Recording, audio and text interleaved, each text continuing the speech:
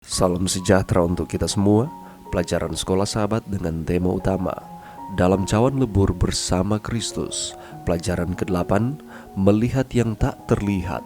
Rabu 17 Agustus. Untuk membawa semua kekhawatiran kita. Ada sebuah plakat yang dimiliki beberapa orang di rumah mereka yang bertuliskan, "Mengapa berdoa jikalau Anda bisa khawatir?" Itu membuat kita tertawa, karena kita tahu betapa sering kita khawatir daripada datang kepada Allah dan memberikan kekhawatiran-kekhawatiran kita kepadanya. Seseorang pernah berkata bahwa ketika hidup kita sangat terikat, serahkan kepada Allah dan biarkan Dia melepaskan ikatannya. Betapa Allah rindu melakukan ini untuk kita. Namun, luar biasa, kita berhasil berpegang pada masalah kita sampai kita akan patah. Mengapa kita menunggu sampai kita putus asa sebelum kita pergi kepada Allah? Bacalah 1 Petrus 5 ayat 7. Petrus mengutip dari Mazmur 55 ayat 23. Apakah pesan dasar di sini untuk kita?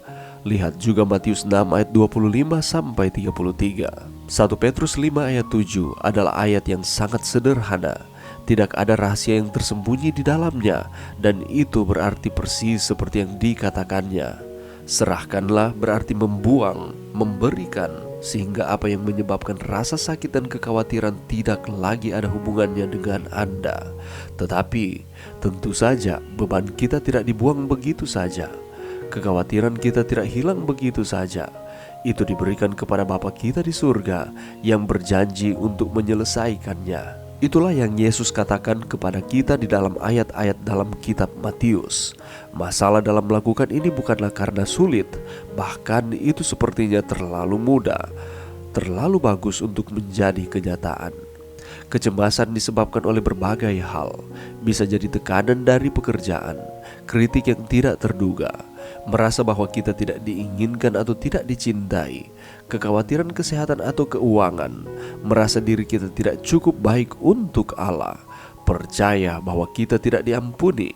Apapun masalahnya, salah satu alasan kita bertahan pada masalah kita adalah karena kita pikir kita bisa menyelesaikannya lebih baik daripada yang bisa dilakukan orang lain. Tetapi Petrus mendesak kita untuk mempertimbangkan kembali gagasan semacam itu. Alasan kita tidak perlu khawatir adalah karena Allah peduli. Tetapi apakah Allah masih cukup peduli untuk campur tangan ketika perceraian sedang terjadi, atau kita merasa sama sekali tidak berguna? Alkitab mengatakan bahwa Dia cukup peduli untuk mengubah situasi apapun. Apakah hal-hal yang membuatmu khawatir sekarang? Betapapun sahnya hal-hal itu, betapapun menyusahkannya hal-hal itu, apakah ada sesuatu yang terlalu sulit bagi Allah?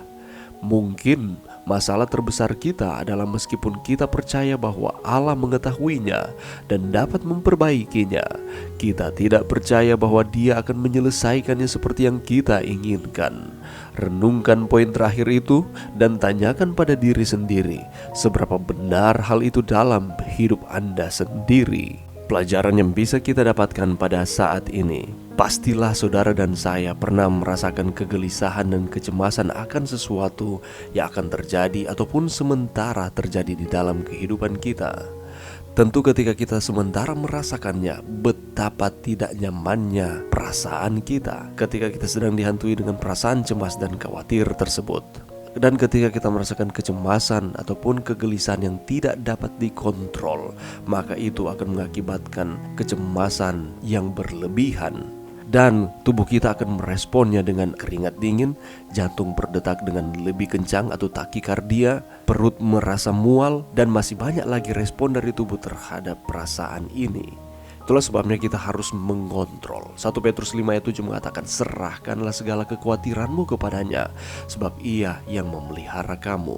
Setiap hari kita menghadapi masalah di dalam kehidupan kita, dan pada akhirnya itu juga yang mempengaruhi akan perasaan-perasaan kita. Ada banyak stresor yang mempengaruhi akan kehidupan kita, mulai dari masalah pribadi, masalah rumah tangga, masalah pekerjaan, masalah persekolahan ataupun perkuliahan, dan ada masih banyak lagi contoh-contoh yang bisa membuat kita merasa cemas, gelisah, khawatir, takut dan sejenisnya. Dan parahnya lagi, oleh karena kecemasan yang kita alami secara berlebihan, ini bisa menjadi celah yang sangat disenangi oleh iblis untuk membuat iman kita menjadi goyah dengan kita tidak percaya kepada Tuhan.